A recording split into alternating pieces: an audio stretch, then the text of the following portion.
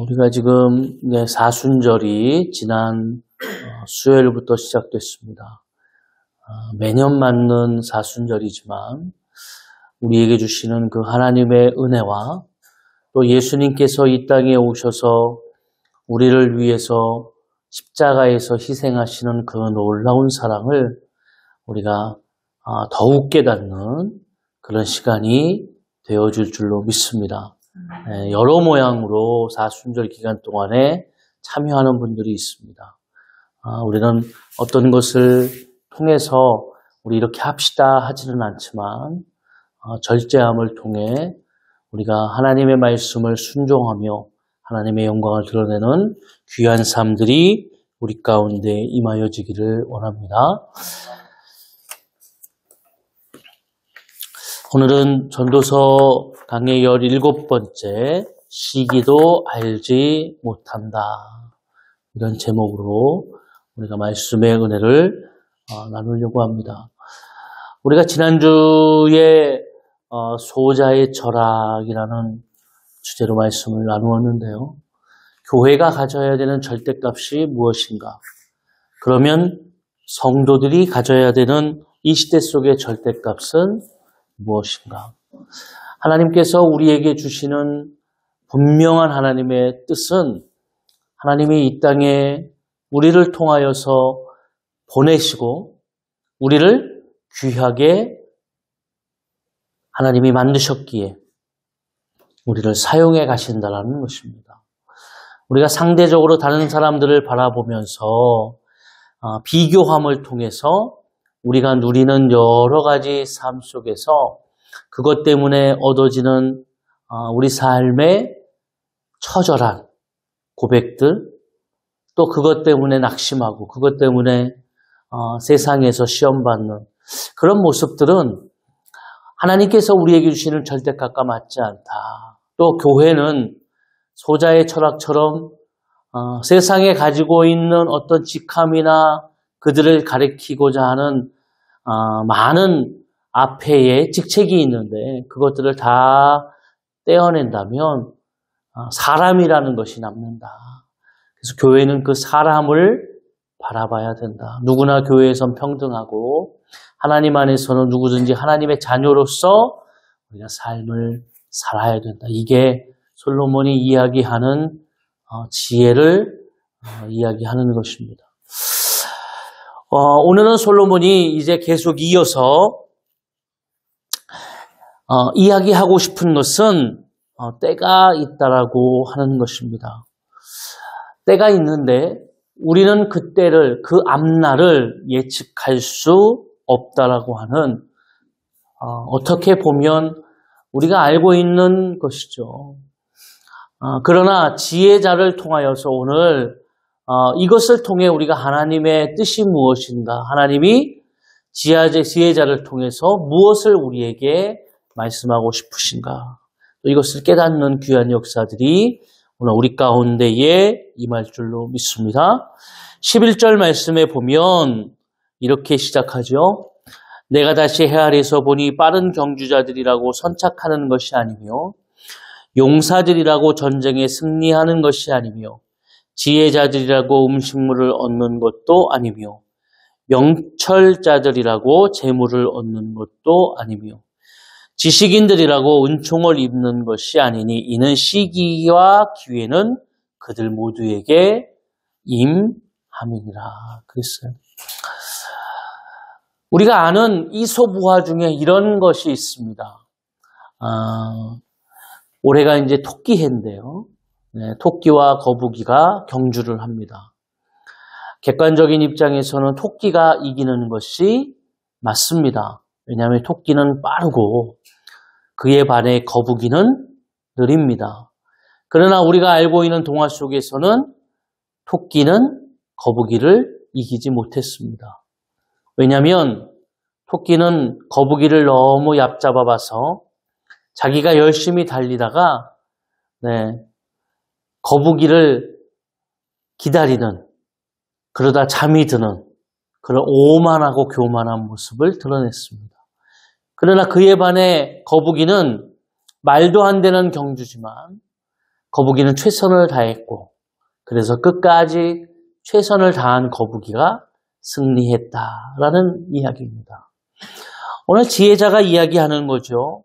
내가 다시 해 아래서 보니 해 아래 있는 인생자들을 보니까 빠른 경주자들이라고 선착자가 되는 것은 아니다. 빨리 도착하는 자가 아니다. 그러니까 우리는 전도서를 읽어보면서 느끼는 것은 솔로몬이 자기 인생의 경험을 통해서 자기가 여러 가지 삶에서 자기 스스로가 경험했고 느꼈던 것을 이야기하는 것인데요. 그런 것들을 통해서 솔로몬이 이야기하는 거죠. 아, 빨리 간다고 빨리 되나? 응? 우리가 빨리 간다는 얘기는 주위를 돌아보지 않고 내가 앞만 보고 열심히 가는 것을 이야기하는 것입니다. 우리 인생에서 주위를 둘러보지 않기 때문에 나오는 문제는 그래서 함께 갈 수는 없는 거죠. 혼자서 빨리 가기 위해서는 자기 혼자 독불장군처럼 나아가야 된다는 것입니다. 세상 사람들은 그것을 성공하는 가장 큰 힘이라고도 생각을 합니다. 다른 사람보다 더 빨리, 더 높은 곳으로 나아가기 위함이죠. 그래서 세상의 가치처럼 그렇게 빨리 가고 더 높은 곳에 올라가면 다른 사람보다 더 많은 것을 얻을지도 모릅니다. 그러나 그것의 의미는 글쎄요, 우리가 바라보는 의미와 하나님이 바라보시는 의미는 다르다는 것이죠. 또 두 번째로 이야기하고 싶은 것은 용사라도 전쟁에 항상 승리하는 것은 아니다. 용사라고 하는 이 의미는 가장 힘이 센 자를 의미하는 것입니다. 성경에 나오는 전투 중에 가장 어떻게 보면 참 어이없는 것은 골리앗과 다윗의 전투였어요. 어느 누구도 다윗이 골리앗을 이길 거라고 생각하지 않았습니다. 왜냐하면 골리앗은 기골이 장대하고 골리앗의 힘은 그 당시 이스라엘 백성들을 벌벌 떨게 하는 그런 아주 큰 힘이었어요. 장성한 이스라엘 군사들도 벌벌 떠는 그 앞에 어린아이 다윗은 보잘것없는 아이였습니다. 그런데 하나님께서는 다윗을 통하여 이기게 하셨습니다. 그러니 이것을 통해서 우리에게 말하고 싶은 것은 지혜자라고 할지라도 음식물을 얻는 것이 아니다. 또 명철자라도 재물을 얻는 것이 아니다. 지식인들이라고 항상 은총을 입는 것은 아니다. 이 말은 시기와 때는 다 모든 사람에게 공평하게 주어진다. 우리는 한편을 보면서 뭐라고 느끼냐면 이 세상이 어떻게 보면 불합리하구나. 모순이 많은 세상이구나. 맞습니다. 모순이 많은 세상이죠. 그렇기 때문에 우리의 생각도 모순을 갖게 되어지는 거예요. 어떻게 해요? 세상이 이야기하는 것과 같습니다. 빨리 가는 사람, 빨리 성공하는 사람이 대단한 사람이구나. 힘이 세야지. 항상 강한 힘을 가져야지 우리가 살아가고 있구나. 그러나 해 아래에서 그렇게 많은 사람들이 그렇게 살아가고 있지만 결과적으로 우리가 하나님 안에서 바라보니 항상 그런 것은 아니구나. 빨리 가는 것처럼 보이지만 어느 때는 느리게 가는 사람이 더 빨리 가기도 하는구나. 힘이 없는 사람이 힘이 센 사람을 이기기도 하는구나. 이것은 시기와 그 모든 기회라는 것은 하나님께 있음을 통해서 우리에게 그렇게 나타난다는 거예요. 그래서 12절을 우리가 다 같이 한번 읽어볼까요? 12절. 분명히 사람은 자기의 시기도 알지 못하나니 물고기들이 재난에 그물을 걸리고 새들이 올무에 걸린 같이 인생들도 재앙의 날이 그들에게 후련히 임하면 거기에 걸리느니라. 아멘. 뭐라고 이야기합니까? 그런데 분명히 사람은 자기의 시기도 알지 못하나니. 그러면서 우리가 사람이 정말 어떻게 보면 가장 지혜롭고 세상 가운데에서 사람이 모든 것을 다스린다라고 우리가 생각하는데요. 지혜자는 인생은 참 미련하다. 왜 미련하냐면 자기의 어때요? 미래, 자기의 시기를 알지 못한다. 젊은 사람들이 이야기하는 것이 있죠. 네, 낄 때 끼고 빠질 때 빠져야 된다. 그거를 낄끼 빠빠 이렇게 이야기합니다. 그건 무슨 얘기냐면 낄 때 낄 수 있어야 되고 눈치 있을 때 빠질 때 빠져야 된다. 시기를 잘 아는 거죠. 그렇게 하지 않으면 눈치 없는 자가 되고 그렇게 하지 않으면 다른 사람으로부터 저 사람은 왜 저런데? 이렇게 어떻게 보면 질타와 욕을 먹게 됩니다. 세상을 사는 사람들도 이 시기라는 거, 우리 인생에서 우리가 가져야 되는 자신에게 우리가 이때 무엇을 해야 되는가? 이걸 알지 못한다는 거예요. 그렇기 때문에 알지 못하니까 뭘 하는 거예요? 미련한 자들은 그렇기 때문에 그냥 무턱대고 나아가 보는 겁니다. 그래서 열심히 살았어요. 그러다가 나는 이 정도 내가 열심히 살고 열심히 내가 얻었으니까 이제 내가 다 했구나. 응? 이제 잘 살게 되겠구나. 이렇게 생각을 했어요. 그러나 어느 순간 나도 모르게 지진이라는 안타까운 현실이 다가오게 됩니다. 트르키예나 시리아에 있는 지진을 보면서 우리는 어느 누구도 내일 지진이 나겠구나. 이 시기를 아는 사람이 없어요. 그래서 내가 죽겠구나. 내 집이 완전히 무너져서 황폐하게 되겠구나. 라고 하는 그런 생각을 하지 못했어요. 트르키에서 나오는 이야기가 있습니다. 지진이 날 것이다 라고 하는 그런 징조가 있었다라는 거예요. 그래서 지진세를 걷고, 그런데 중요한 것은 뭐예요? 지진세를 걷었지만 정작 지진세를 가지고 보수하거나 건물들을 잘 정비해서 짓지 않았다는 거죠. 거기서 나온 이야기가 뭡니까? 한 지역과 다른 지역은 별로 멀지 않은 곳인데 한 지역은 건물이 다 무너졌고 한 지역은 똑같은 지진 속에서도 건물이 한 채도 무너지지 않았어요. 다시 알고 봤더니 건물이 무너지지 않은 그 지역 속에 거기를 다스리는 시장인가요? 그 사람이 건물을 지을 때 지진 내진을 똑바로 하지 않으면은 그것을 허가해 주지 않았다는 거예요. 아주 그 사람들이 굉장히 욕을 했다는 거예요. 아니, 이렇게 빡빡하게 왜 이렇게 힘들게 하느냐. 그러면서 그러면서 그 사람이 뭐라고 그랬냐면 어떤 사람이 그러더라는 거죠. 당신 다음에 연임 안 할 거야? 응? 왜 이렇게 힘들게 하냐고. 근데 이 시장이 그랬대요. 나 연임 안 해도 좋다. 똑바로 해라. 근데 결과적으로 어떻게 됐습니까? 똑같은 지진의 힘이 그 두 지역에 나타났는데 한 지역은 무참히 건물이 다 무너졌고 한 지역은 건물 한 채도 무너지지 않았다는 거죠. 그러니까 우리 인생이 바라볼 때에 그름을 통해서 어떻게 됐어요? 상황이 반전이 됐죠.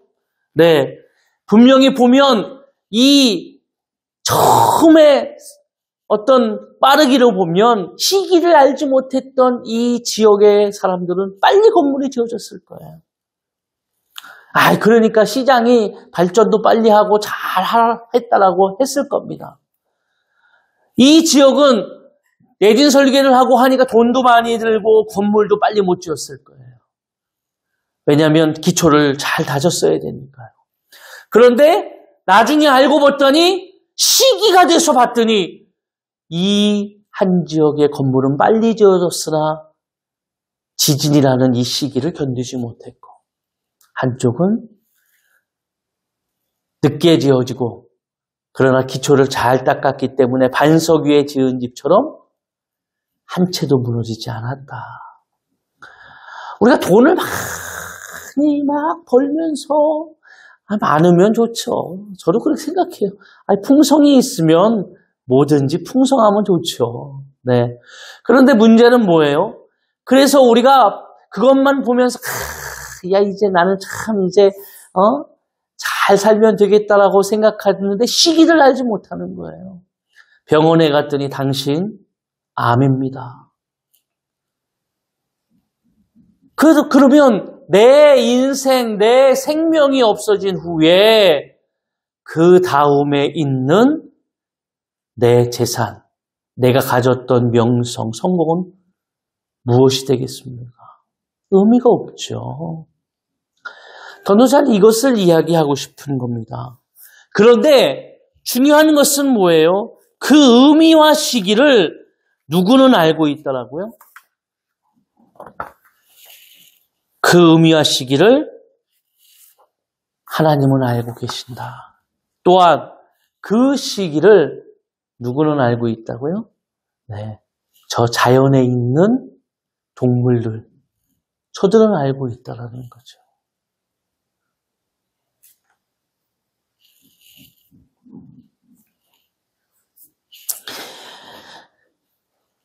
우리는 세상에 살면서 이것을 깨닫지 못하기 때문에 우리가 하나님 앞에서 이야기하는 겁니다. 13절부터 보면 내가 또 해 아래서 지혜를 보고 내가 크게 여긴 것이 이러하니 14절 그 작은 인구가 많지 아니한 어떤 성읍 큰 왕이 와서 그것을 에워싸고 큰 중복을 쌓고 치고자 할 때에 그 성읍 가운데 가난한 지혜자가 있어서 그의 지혜로 그 성읍을 건진 그것이나 그러나 그 가난한 자를 기억하는 사람이 없도다.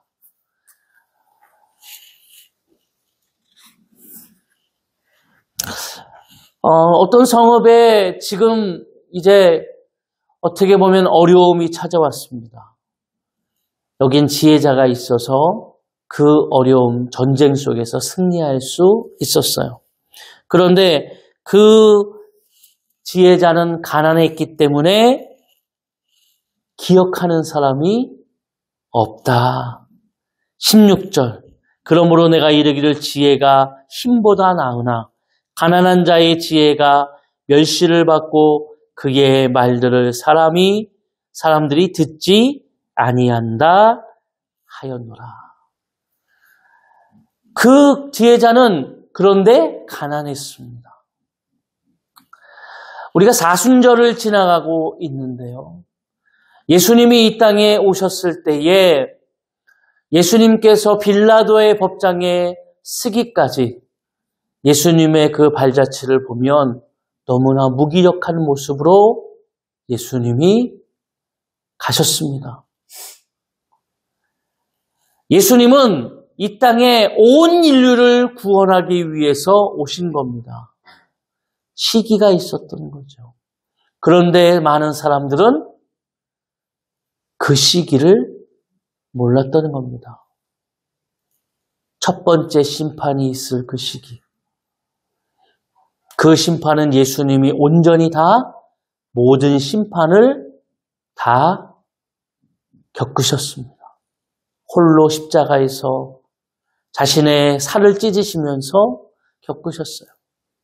그런데 이 지혜자, 이 예수 그리스도는 너무나 사람들이 보기에 힘이 없고 무기력하게 보이니 많은 사람들이 기억하지 않고 외면하고 침을 뱉고 많은 사람들이 그를 따르지 않습니다. 그러나 오늘 이 지혜자의 이 은혜, 이 지혜자가 갖는 그 의미를 분명히 깨닫게 된다면 시기를 알지 못하는 언젠가 우리에게 닥치게 되어지는 예수 그리스도의 재림을 우리는 분명히 깨닫고 준비해야 될 줄로 믿습니다. 우리가 살아가는 인생이 눈에 보이는 육신의 삶으로 끝나는 것이 아니라 영적인 하나님의 존재, 하나님이 허락하시는 영적인 삶의 모습을 우리가 깨닫고 있다면 보이지 않는 영적 전쟁이 우리 가운데에 임하고 있다면 우리는 오늘도 깨어서 주님을 바라봐야 될 줄로 믿습니다. 시기를 알지 못하는 자들은 오늘도 내 자신의 삶이 중요하고 내 자신의 삶을 통해서 오늘도 미련하게 그렇게 나아가는 모습들을 보이게 됩니다. 우리 성경 한 구절 찾아볼까요? 출애굽기 33장입니다.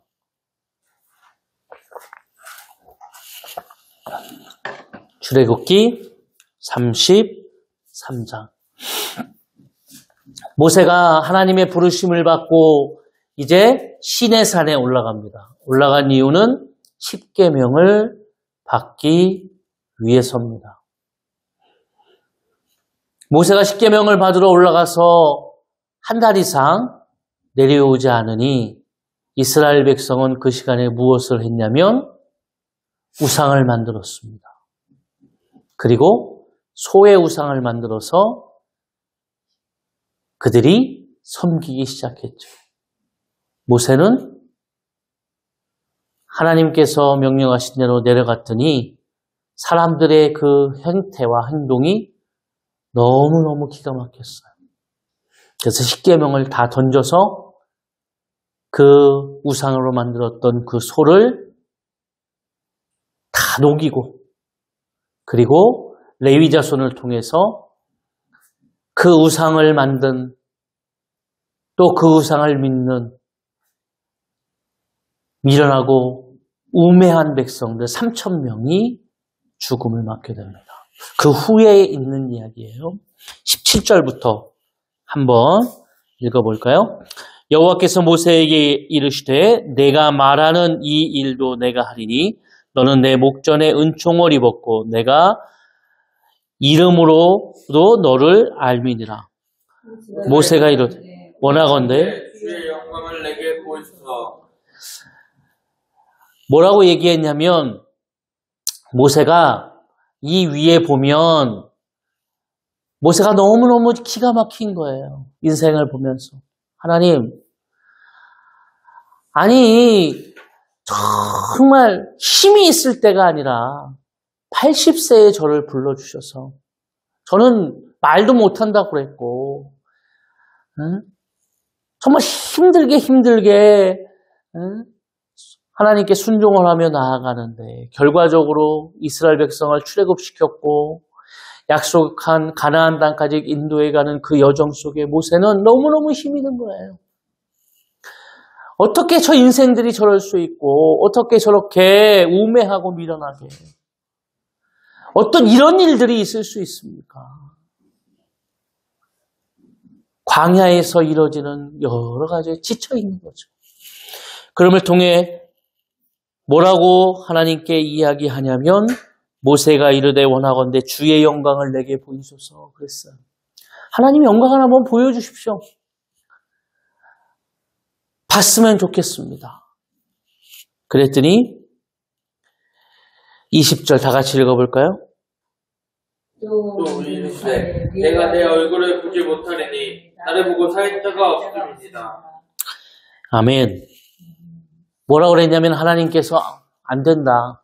나는 내 얼굴을 너는 보지 못할 것이다. 왜냐하면 너는 내 얼굴을 보면 다 죽기 때문이다. 근데 여기서 보면 모세는 무엇을 보여달라고 그랬죠? 영광을 보여달라고 그랬어요. 근데 하나님은 무엇을 보지 못한다고 그랬죠? 얼굴. 그러니까 하나님의 영광은 하나님의 얼굴을 바라보는 것입니다. 그런데 보면 안 된다. 보면 죽는다. 21절부터 우리 23절까지 다 같이 읽어볼까요? 보라 내 곁에 한 장소가 있으니 너는 그 반석 위에 서라. 내 영광이 지나갈 때에 내가 너를 반석 틈에 두고 내가 지나도록 내 손으로 너를 덮었다가 성령이 거두리니 내 등을 볼 것이요 얼굴은 보지 못할 것이라. 아멘. 모세는 하나님의 영광을 보여주십시오 그랬더니 너는 내 얼굴을 보지 못한다. 내 얼굴이 하나님의 영광이기 때문입니다. 왜 보지 못하냐면 보는 자들이 죽기 때문이에요. 그런데 하나님께서 뭐라고 그랬냐면 그런데 너는 내 등을 볼 것이다 그랬어요. 이 하나님의 등, 모세는 이거 보세요. 하나님께서는 너는 내 등을 보았다. 그러나 얼굴은 보지 못할 것이다. 그렇지만 우리가 이렇게 생각해 볼 수 있지 않겠어요? 하나님의 등을 보았다. 그럼 하나님을 본 것입니까? 안 본 것입니까? 하나님을 본 것이죠. 그렇죠? 네. 아니 하나님의 등을 보았으면 하나님을 본 거죠.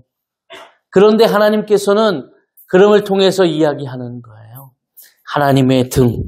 이것이 히브리어로 아톨이라는 단어를 쓰는데 이것은 뭐냐면 하나님의 본질을 의미하는 겁니다. 하나님의 등이라는 것은 하나님의 본질. 이 말은 이 세상 가운데 어떻게 해도 변하지 않는 하나님의 본질. 세상을 하나님이 창조하시고 세상을 하나님께서 운행하시고 오늘도 이 세상의 모든 것을 다스리시고 역사하시는 그 분이 하나님이라는 그 본질. 자연을 통하여서 창조의 세계를 통해서 오늘도 이 세상의 모든 것을 통해 하나님이 오늘도 내가 세상의 주인이며 만물을 운행하시며 다스린다라고 하는 이 본질의 역사는 바뀌지 않는 겁니다. 내가 꼭 봐야지만 알 수 있는 것이 아니라 보지 않더라도 내가 이 세상을 바라보면서 우리의 삶을 통해서도 이 지혜자가 이야기하는 것처럼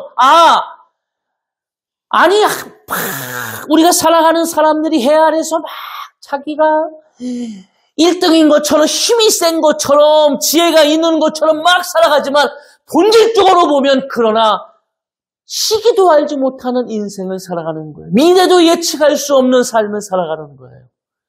본인이 지금 앞으로 어떻게 될지 모르는 거예요. 예측할 수 없는 삶. 우린 예측할 수 있습니까?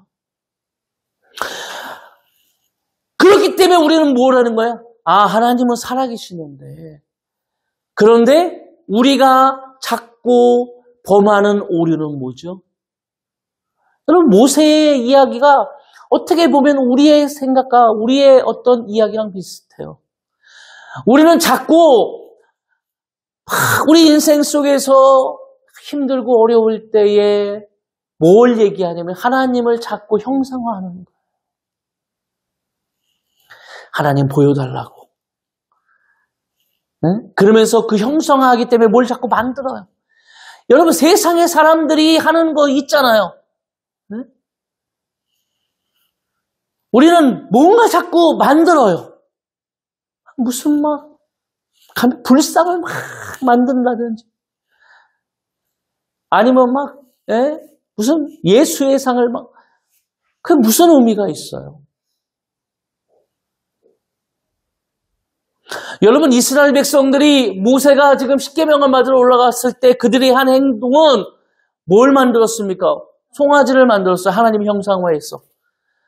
송아지를 섬긴다고 하지 않았어요. 이 소가 우리를 어떻게 했다고요? 애굽에서부터 여기까지 인도했고 우리를 약속의 땅으로 인도하는 여호와다 이렇게 생각을 했어요. 그런 미련함과 무지함이 하나님을 형상화해서 말이죠.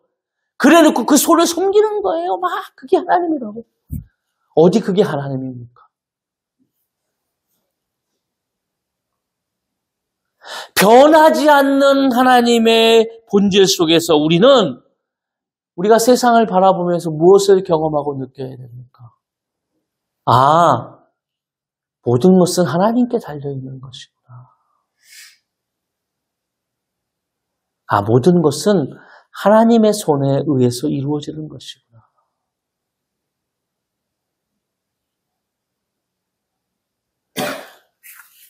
근데 전도자가 그래서 뭐라고 이야기합니까? 오늘 말씀에 보면 17절 조용히 들리는 지혜자들의 말들이 우매한 자들을 다스리는 자의 호령보다 나으리니 18절 다 같이 읽어볼까요? 지혜가 무기보다 나으리라 그러나 죄인 한 사람이 많은 선을 무너지게 하느니라. 아멘. 죄인 한 사람이 많은 선을 무너지게 한다. 이 죄인, 어떻게 보면 여기서 말하는 지혜자의 이 말은 오늘도 하나님의 뜻을 모르고 오늘도 세상 가운데에서 미련하게 자기가 원하는 삶의 모습으로 살아가는 사람들. 미래도 알지 못하면서 내 주목을 믿으라고 내가 할 수 있다고 물론 할 수 있죠. 그러나 중요한 것은 오늘 전도자는 인생의 허물을 이야기하는 것은 아니에요. 인생의 허물이다. 그게 아니죠. 뭐예요? 하나님의 본질을 깨닫는 자. 하나님의 뜻을 깨닫는 자는 오늘도 무엇을 한다고요? 하나님의 등을 바라보는 자. 그러니까 하나님을 바라보고 나아가는 거죠. 하나님은 오늘도 살아계셔서 내 삶을 인도해 가시는 분이구나. 근데 우리는 오늘도 정말 힘듭니다. 그러나 중요한 것은 이 모든 역사들이 하나님 안에서 오늘 우리 가운데에 분명히 어떻게 된다고요? 다 하나님의 때와 시기에서 이루어진다. 영원한 것은 하나님께밖에 없다. 맨날 1등한 사람이 1등하는 거 아니고요. 내가 오늘 힘을 가졌다고 해서 그 사람이 천년만년 가는 거 아닙니다. 우리는 그게 부러운 거잖아요. 어느 때 어느 시기에 어떻게 될지 모르는 거예요.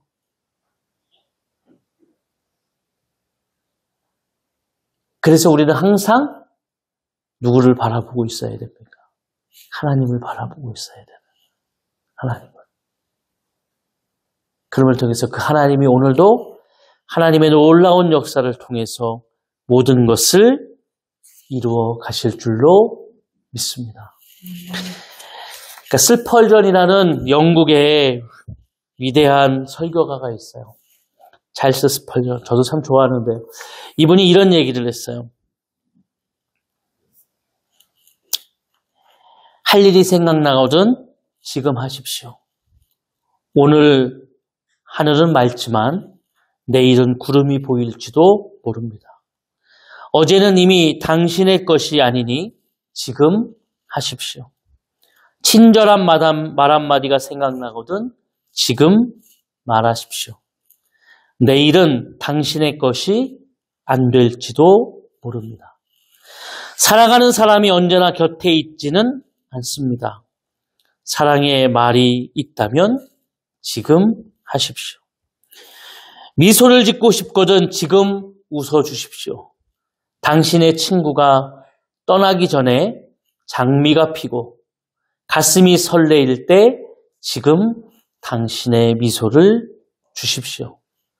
불러야 할 노래가 있다면 지금 부르십시오. 당신의 해가 저물면 노래 부르기엔 너무나 늦습니다. 당신의 노래를 지금 부르십시오. 아멘. 네. 때와 기한을 모르는 인생들에게 이야기하는 겁니다. 지금 하십시오. 내일 할게요. 내일을 알지 못하죠. 네. 그렇기 때문에 오늘 우리가 하나님께 나아갈 수 있는 고백은 하나님 오늘 내가 주님 앞에 나아가겠습니다. 지금 나아가겠습니다. 지금 하겠습니다. 우리 인생을 통해서도 이런 은혜와 고백들이 오늘 하나님의 뜻 안에서 오늘도 우리가 그렇게 살아가는 삶으로 주님 앞에 분명히 드러내지기를 원합니다. 그래서 우리 인생을 주님 앞에 맡기고 잠언이 이야기한 대로 우리 인생을 하나님께서 다 인도하시기 때문에 하나님께 맡기는 겁니다. 그리고 주님을 바라보며 나아가는 그 인생 속에 하나님의 계획과 하나님의 뜻이 놀랍게 이루어져 갈 줄로 믿습니다. 한 주간도 우리가 사순절을 맞이하면서 그 예수 그리스도의 놀라운 사랑과 의미를 깊이 우리가 깨달으며 또 승리하시기를 주의 이름으로 축원합니다.